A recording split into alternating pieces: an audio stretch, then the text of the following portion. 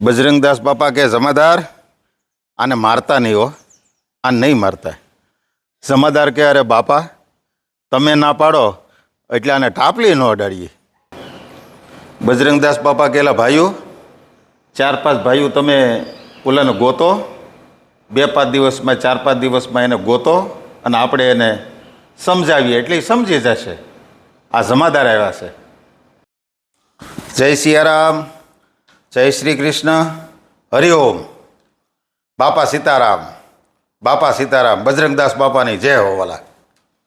बजरंगदास बापा एटले प्रेमनी मूर्ति, बजरंगदास बापा एटले करुणानी मूर्ति, बजरंगदास बापा एटले स्नेहनी मूर्ति, बजरंगदास बापा एटले भावनी मूर्ति, बजरंगदास बापा एटले हेतनी मूर्ति अने बजरंगदास बापा एटले विवेकनी मूर्ति।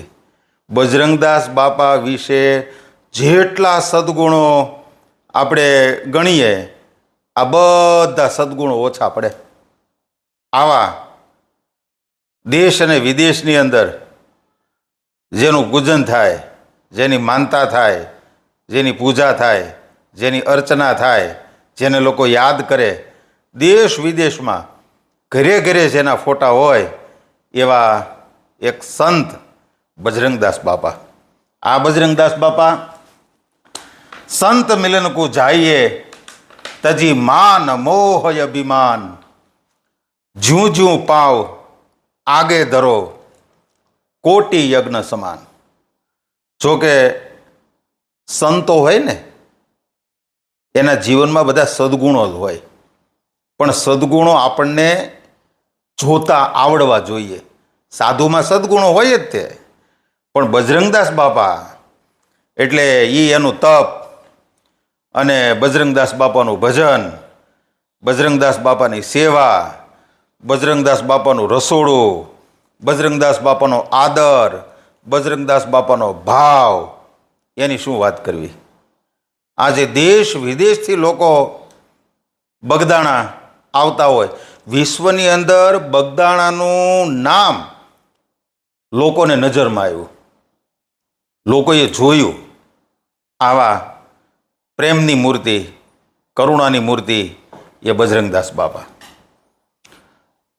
लाखों गुना कर्या होय, लुच्चा होय, लबाड़ होय, डाकू होय, चोर होय, पण छतां संतोनो स्पर्श अने संतोनो संग करे ने एटले एनुं जीवन परिवर्तन थई जाय छे। एवा एक नहीं घणा दाखला छे। बगदाणा बजरंगदास बापाना आश्रम अने बगदाणानी आजूबाजूमां केटला गामो छे। आ बधा गामो राममय बनी गया। एटલું જ નહીં, बजरंगदास बापामय बनी गया।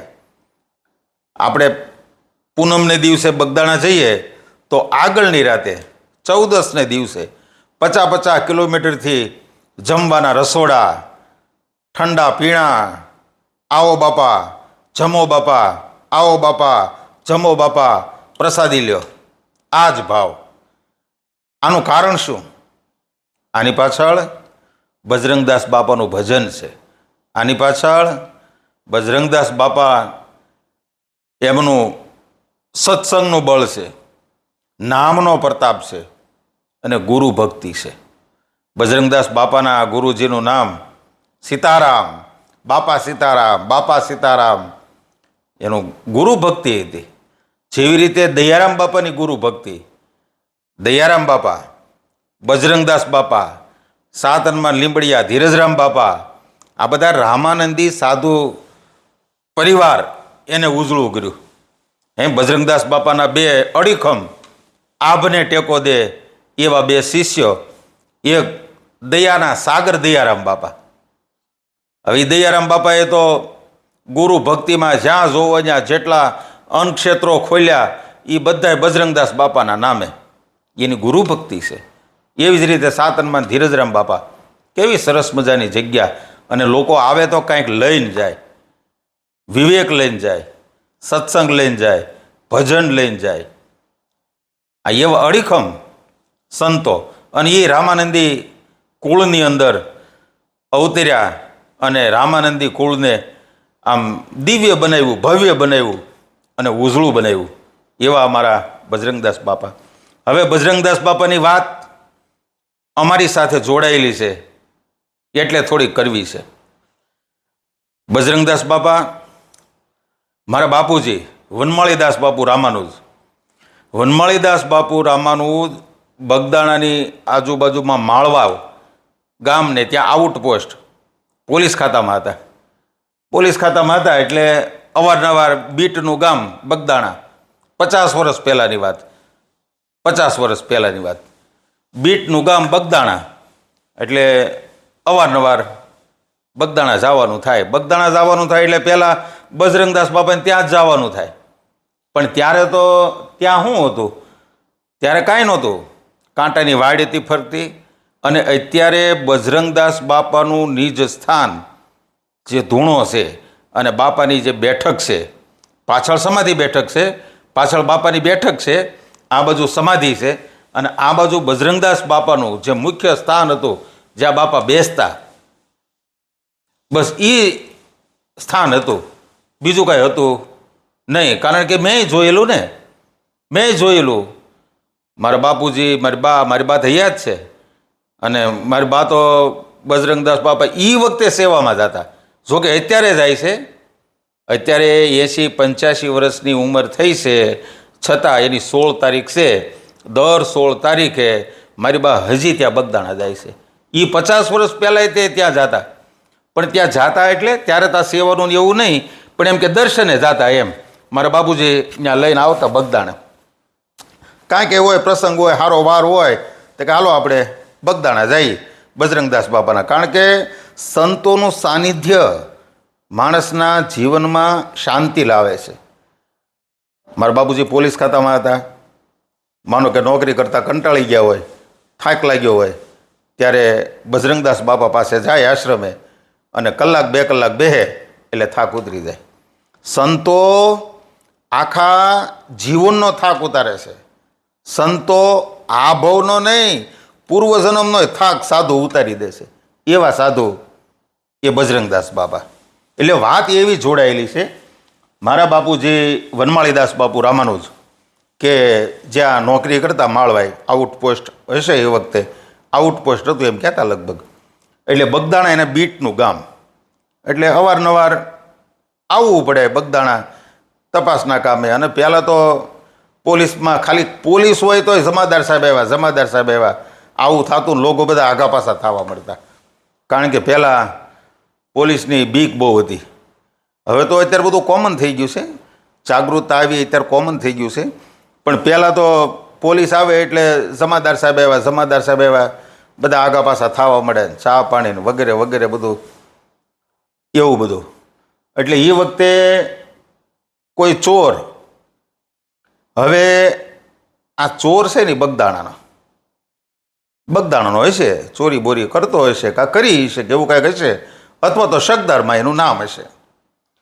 એટલે મારા બાપુજી છે એ અવારનવાર બગદાણા જાય.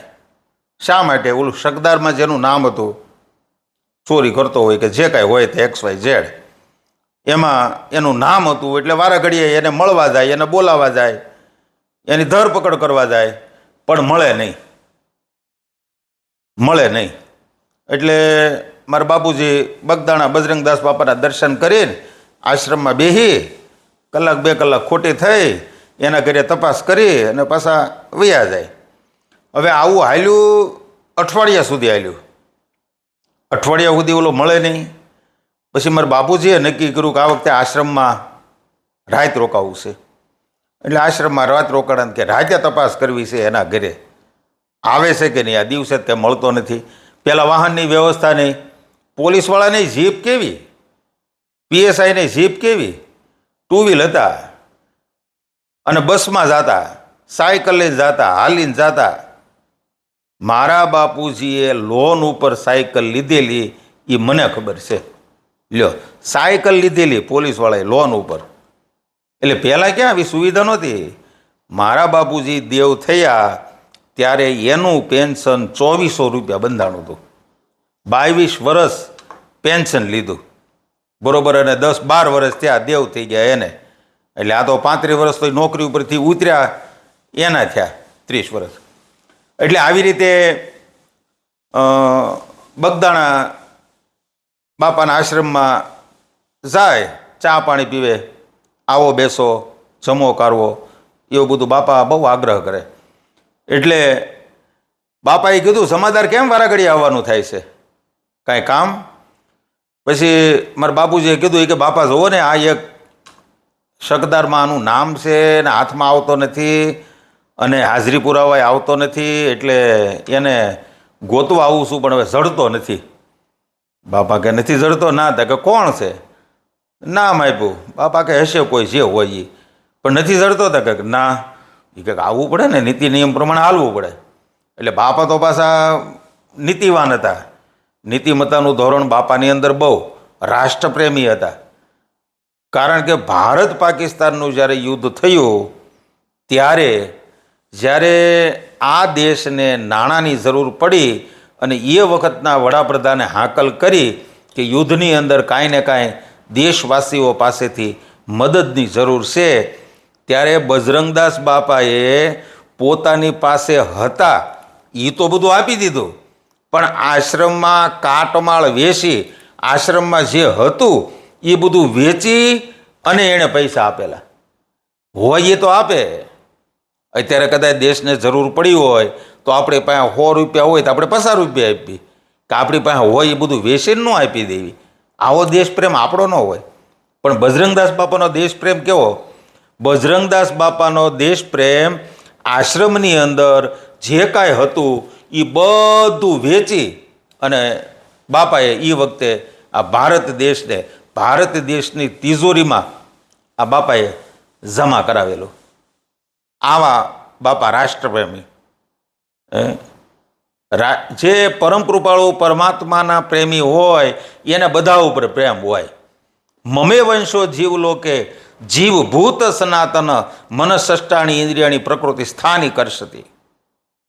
અંશે અંશની અંદર, રજે રજની અંદર, કણે કણની અંદર મારો પરમાત્મા છે, આવી એની ભાવના હોય.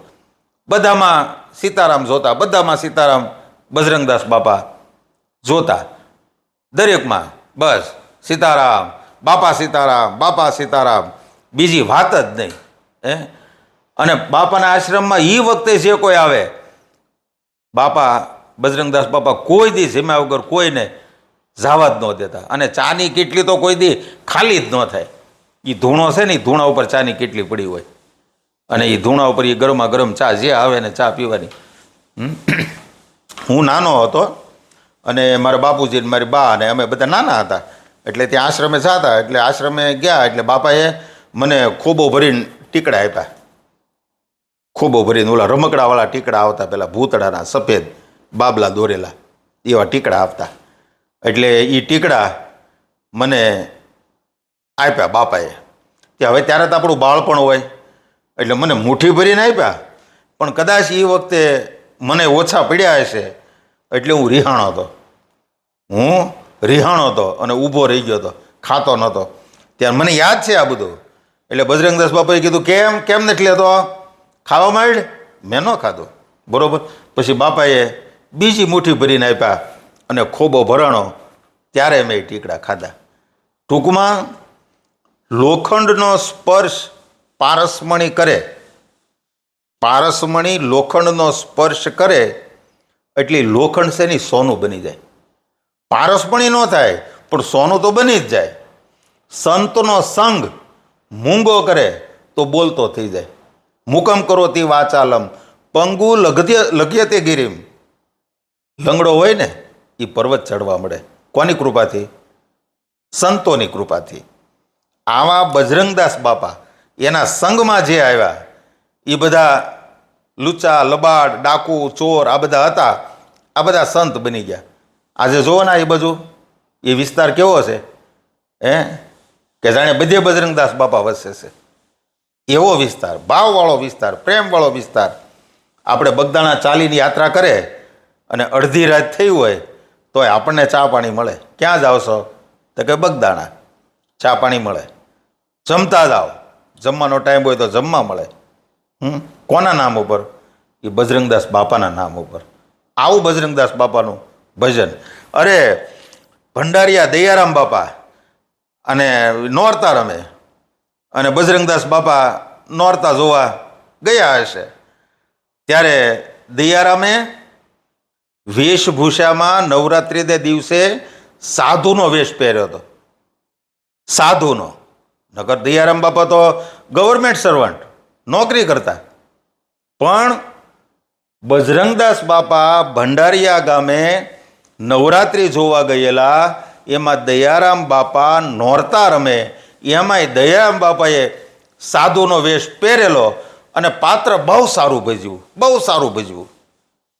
આ જીવન છે ને, આપણને જે જે પાત્ર મળ્યું છે ને, એ સારું ભજવી બતાવવા માટે જીવન છે, એમ બાપા કહેતા. એટલે બજરંગદાસ બાપા નોરતા જોવા ગયેલા, દયારામ બાપાએ સાધુનો વેશ લીધેલો, સાધુનું પાત્ર લીધેલું, અને એવું ભજવું બેન મૂન, એવું ભજવું. એમાં બજરંગદાસ બાપાએ કીધું કે દયારામ, આ સાધુનું પાત્ર તે ભજવું બહુ સારું, પણ અસલ સાધુ થઈ અને ભજવી બતાને તો એ કે હું માનું. અસલ સાધુ થઈ અને ભજવી બતાય તો હું માનું. હવે આવા જ્યાં વચન બજરંગદાસ બાપાના મુખમાંથી પીડ્યા, એ સાધુનો વેહ લીધેલો, એ સાધુના કપડાં પહેર્યા. બસ દયારામ, દયાના સાગર દયારામ બાપા, એણે પછી બીજા કપડાં પહેર્યા જ નથી. વેહ બદલ્યો પણ દેહ ન બદલ્યો. એક ઉત્તમ શિષ્ય બની અને બતાવી દીધું બાપાને કે આ તમારા વચન ફળીભૂત કરું છું. આવું ભજન દયાના સાગર દયારામ બાપાનું. અને ધીરજરામ બાપા સાતનમાં લીંબડિયા, એ બધા બજરંગદાસ બાપાના શિષ્યો માનેલા, ગુરુ માનેલા. જેવી રીતે એકલવ્યએ ગુરુ દ્રોણને ગુરુ માન્યા હતા, એવી જ રીતે બજરંગદાસ બાપાના આ શિષ્યો, કેટલાય લાખો શિષ્યો છે, કરોડો શિષ્યો હશે બજરંગદાસ બાપાના. લ્યો, આ બધા મનથી માનેલા ગુરુ. જેવી રીતે કૃષ્ણ વંદે જગતગુરુ, એમ બજરંગદાસ બાપાએ તે બધાના ગુરુ. પણ વાત એ છે કે મારા બાપુજી એ વખતે બગદાણા એ રોકાણા, રાત રોકાણા, અને બજરંગદાસ બાપાએ 4-5 જણાને કીધું કે ભાઈ આ કોણ છે, આ કોણ માણસ છે, આ જમાદાર 4-5 દિવસથી ધક્કા ખાય છે અને આ ડોકાતો નથી, આવતો નથી, તો એને ત્યાં એ શકદારમાં નામ હોય, 5-15 દિવસ સહી કરવા જવાનું હોય તો સહી કરી આવવી જોઈએ એમ. એટલે આવું બજરંગદાસ બાપાએ 4-5 જણાને કીધું, ને બજરંગદાસ બાપાએ કીધું કોણ છે એ, કે જે હોય એને કહ્યું ને કે બાપા બોલાવે છે આશ્રમે, બાપા બોલાવે છે એમ. એટલે 4-5 જણા ગયા, અને 2-4 દિવસે એને ગોત્યો હશે. પછી કીધું બાપા, બોલા જમાદાર આવ્યા હતા અને બાપા તને બોલાવે છે. એટલે પછી એ આવ્યો બાપા આગળ, બજરંગદાસ બાપા આગળ આવ્યો, અને બજરંગદાસ બાપાને કીધું કે બાપા એ કે હું હાજર થાઉં, પણ મને એ મારે સુડે એવું બધું થાય, મને બીક લાગે છે, એટલે હું વયો જાઉં છું. બજરંગદાસ બાપા કે નો ટાપલી મારે, કારણ કે બજરંગદાસ બાપાને ખબર કે આ વનમાળીદાસ બાપુ આપણા રામાનંદી સાધુ છે, પકડવા આવ્યા છે, અને ખાલી સહી કરવાની છે, મારઝૂડ નહીં કરે, જાતને મારઝૂડ નહીં કરે તમ તારે, પણ જમાદાર ગોતે છે તને કેટલાય દિવસથી, તું આવી જાય છે. તો કે વાંધો નહીં બાપા, આ વખતે આવે એટલે મને સમાચાર આપજો. હવે એ 2-4 દિવસ પાછા માથે વૈયા ગયા, અને મારા બાપુજી ગયા આશ્રમે ગયા, એટલે બીજા ભાઈઓ બેઠા હતા, એ કે જાઓ બોલાવો ઓલ્યાને, સમજ્યા, બોલાવો. તે બોલાવ્યો ને મારા બાપુજી હતા, કેટલા દિવસથી તારી પાછળ હું આ આંટા મારું છું, આ નહીં વાહનની વ્યવસ્થા, નહીં બસની વ્યવસ્થા, આના 10-12 દિવસથી તારી પાછળ આંટા મારું, તું સહી કરવા કેમ ન થાવતો, હાજરી પુરાવા કેમ ન થાવતો? આવું છે ને તારે, ભલે ને તું કાંઈ કર્યું હોય ન કર્યું હોય પ્લસ બાબત છે, પણ તારે હાજરી જ પુરાવી દો ને એમ. બજરંગદાસ બાપાએ કીધું કે જમાદાર આને ટાપલી નહીં અડાડતા હો. અરે બાપા, તમે કહો એટલે પૂરું, તમારા વચન મિથ્યા ન થાય, એને ટાપલી ન અડાડું. પછી ઓલાને કીધું ભાઈ, હવે કોઈ દી તું ચોરી કરીશ? તો કે ના બાપા, કોઈ દી ચોરી નહીં કરું ને કાંઈ નહીં કરું, પણ મારું આ શકદારમાંથી નામ નીકળી જાય તો સારું, ગરીબ માણસ, નાનો માણસ, અને વારા ઘડીએ પોલીસ સ્ટેશને સહી કરવા જવું પડે, મારું નામ શકદારમાં. એટલે બાપા કહેતો કોઈ જમાદાર આવે જો કોઈ દિવસ ચોરી નહીં કરે. બજરંગદાસ બાપાએ ત્યાં નિયમ લેવરાવ્યું, એને નહીં, બજરંગદાસ બાપાએ તો અનેકના જીવન સુધાર્યા છે. પછી મારા બાપુજી સાથે ગયો, સાહેબે બધું કરાવ્યું. આ મારા બાપુજીના શબ્દો, આ મારા બાપુજીએ વાત કરેલી. હું ઘણી જગ્યાએ કથામાં આ પ્રસંગ કહું જ છું કે સંતો જીવન દિવ્ય બનાવે, ભવ્ય બનાવે અને ઉજળું બનાવે. શરત કેટલી? સંતોનું સાનિધ્ય, ગુરુ મહારાજનું સાનિધ્ય અને શાસ્ત્રનું સાનિધ્ય સેવવું પડે, એમાં સુરતા રાખવી પડે. ક્યારેક ક્યારેક સંતોને મળવું પડે.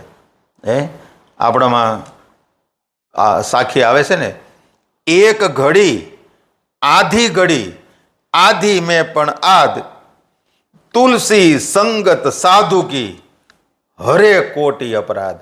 એક અપરાધ નહીં, કોટી અપરાધ હોય તોય તે સંતોનો સંગ થાય એટલે દરેક અપરાધ હરી લે છે. એટલે આ બજરંગદાસ બાપાના દિવ્ય અને ભવ્ય અનેક પ્રસંગો છે. આ તો અમારી સાથે જોડાયેલો, અમે મારા બાપુજી સાથે આ પ્રસંગ જોડાયેલો, નોકરી કરતા નહોતા એટલે મેં કીધું ચાલો શેર કરીએ, આપ સૌને જણાવીએ. બજરંગદાસ બાપાના નામ ઉપર આ પ્રસંગ સાંભળી અને આપ આ ચેનલને તમે સબસ્ક્રાઈબ કરજો, લાઈક કરજો, શેર કરજો, અન્યને સાંભળવા માટે મોકલજો. પણ આ પ્રસંગ સાંભળી અને ચેનલને સબસ્ક્રાઈબ કરજો. જય સિયારામ. બાપા સીતારામ, બાપા સીતારામ. બજરંગદાસ બાપાની જય. દયાના સાગર દયારામ બાપાની જય. ધીરજરામ બાપાની જય. જય હો, જય હો. સંતો જય હો, જય હો વાલા. હરિઓમ, હરિઓમ, હરિઓમ.